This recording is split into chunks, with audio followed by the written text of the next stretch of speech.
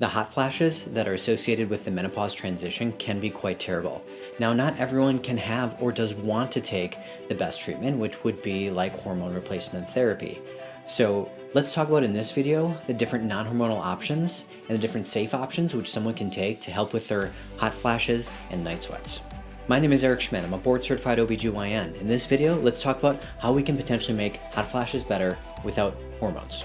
Hot flashes are the most common menopause symptom that someone may have as they're making their menopause transition. Potentially up to 60 to 80% of those going through the transition experience potentially debilitating hot flashes. And so what are hot flashes? Well, they're this sudden, usually coming from the core of the body, intense feeling of heat, usually from the trunk, the head, the neck, that can be quite debilitating and lead to other things such as anxiety, heart palpitations, and it can be quite disruptive. The main thought of why this happens is that the estrogen's decreasing, and this often can trigger the hypothalamus not to react appropriately, because the hypothalamus in the brain is where the body's thermoregulatory system is, meaning it's where it's the temperature control area. And so normally the body wouldn't react so drastically if there was a core temperature change. But with the decreased estrogen to this area, the thought is that the body is much more reactive to potential changes, and so these little minuscule temperature changes that the body wouldn't normally react to, now it suddenly is. The best treatment for treating hot flashes in the perimenopause transition is hormone therapy. It's the most effective. However, again, not everyone can have it, or not everyone wants to potentially undergo those risks associated with it. In a previous video, we talked about the risks, and so watch that video if you want to know these potential rare risks that can be associated with hormones.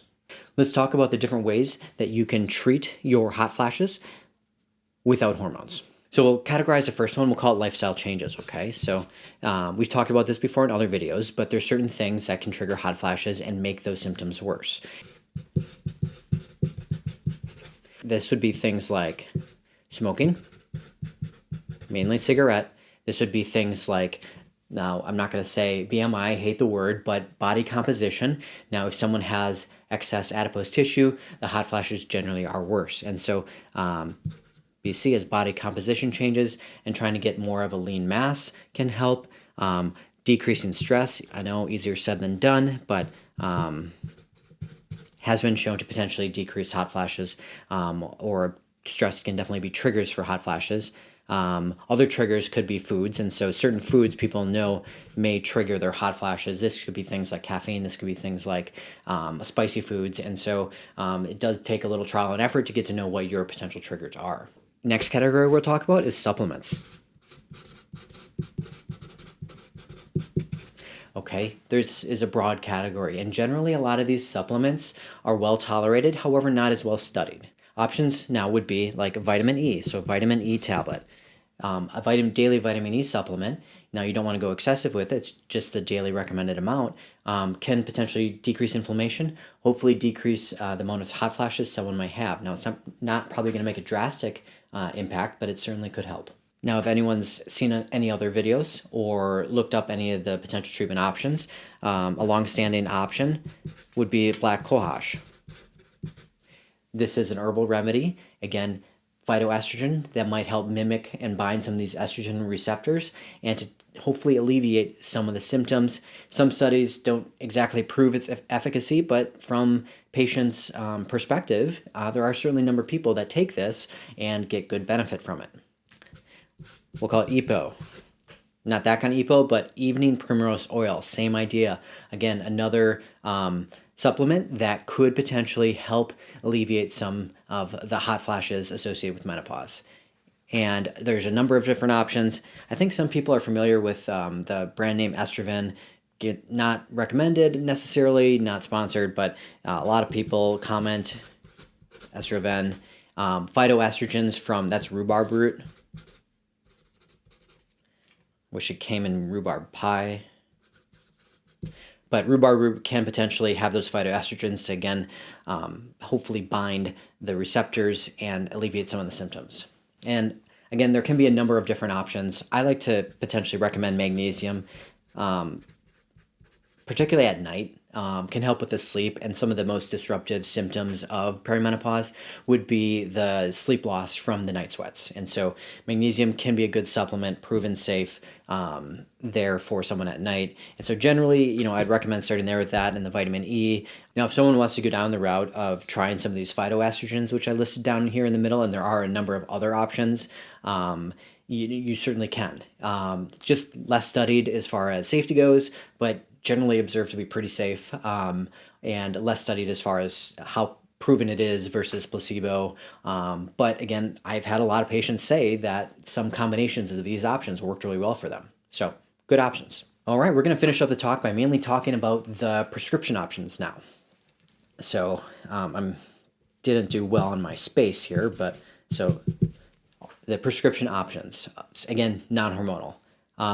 Generally, the textbook says that one of the first ones that one should recommend or potentially try is one in the class of the SSRI or SNRI medications. These are antidepressant medications. There's one in particular called paroxetine that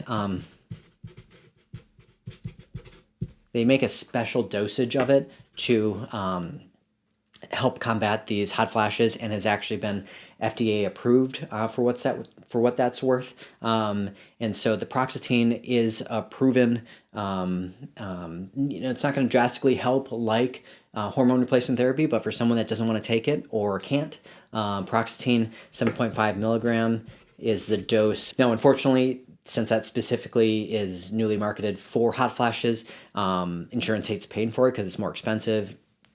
The mess of medicine, modern medicine, but there's also 10 milligrams. So one would think a potential 10 milligram, which would be the antidepressant type dose, which isn't too far off, might be a viable option if the 7.5 is drastically more expensive. And then there's the SNRI type medications, which this is like venlafaxine, which is a common one potentially used, and I've used before with some good results.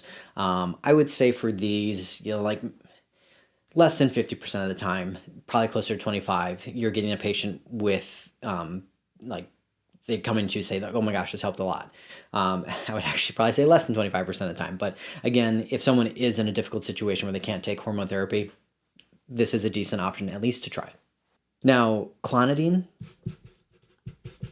is a blood pressure medication actually approved in the UK for vasomotor symptoms. So not in the US, and it does have some side effects. Again, it's a blood pressure medication, could cause some hypotension, dizziness, disorientation. And so I don't love using that one, but again, could be an option. And another one that we'll talk about is gabapentin. Used for a number of different things. A lot of neuropathies, people might take gabapentin. It works well for help modulating nerve pain. And actually, I use this a lot with the larger surgeries that we do in the postoperative course to try and help with non-opiates to try to modulate nerve pain. But again, can modulate some of the nerves to help with potential hot flashes. And actually, I like this one at night because it can be a little, give some drowsiness. However, some people do get other side effects from it, maybe some dizziness or potential disorientation. So you do have to be careful with it. But I do like this option, the gabapentin at night, for those that just really want a little bit of help for the night flashes, night sweats. And actually, I'm going to give this its own class. One of the newer medications, actually, because we don't get a lot of new medications for this kind of things. As you can see, a lot of these medications have been around a long time. But this would be the brand name Veozah. And I say Veozah because it's and so Veozah, the brand name Vezolinate, it's probably the last time I'm going to say it because it's kind of hard to say. But Veozah is a new prescription medication, once daily. Really only situations we might not give it is someone with liver disease or active liver disease. But it's actually pretty well tolerated. And actually, for my patients that we've been prescribing this over the past year, maybe I've seen like a 50% improvement in a lot of the patients. So it definitely not 100%, not works as good as hormone therapies, but Veozah has actually been probably, as far as we can tell, the best option for non-hormone options. What's seemingly nice about Veozah is that it doesn't have a lot of those negative side effects that some of these medications may have. With the SSRIs, SNRIs, they're antidepressant medications. They can have potential adverse changes in mood, potential libido changes, which some in the perimenopausal time already having a difficult time managing, and so that could only potentially make it worse.